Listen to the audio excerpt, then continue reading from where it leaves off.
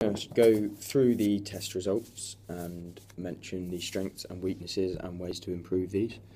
So starting with aerobic endurance, we did the step-up test for this. My client did actually fall into the poor category, which as a rugby player should be a lot better.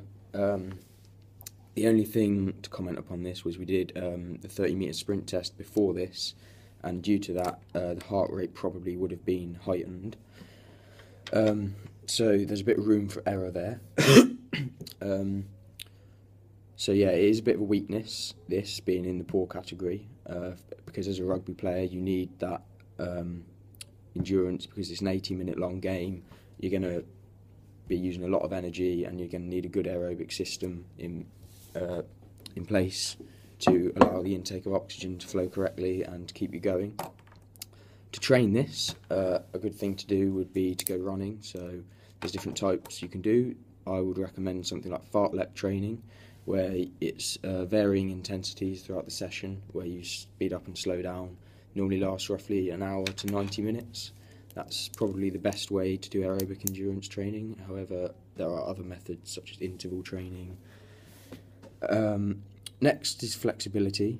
This was the sit and reach test. My client scored excellent on this.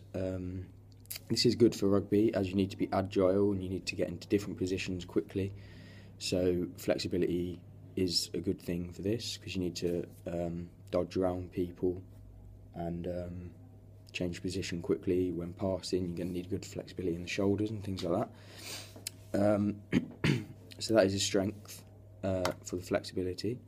To train this, if it were necessary, which I personally don't think it is, things such as PNF stretching could be used. So that's when somebody helps you stretch by pushing your muscle further than you'd naturally be able to stretch.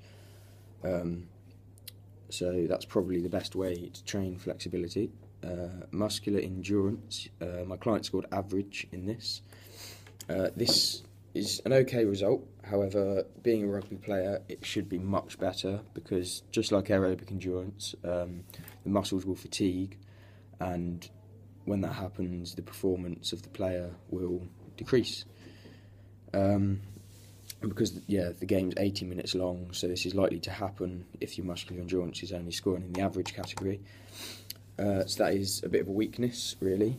To train this, I'd recommend going to the gym and doing muscular endurance training, which is done through doing 12 to 15 reps of a weight, or maybe even more, at 60 to 70% of your 1 rep max. And that should be a whole body workout, because pretty much every muscle in the body is going to be used when you're playing rugby. Moving on to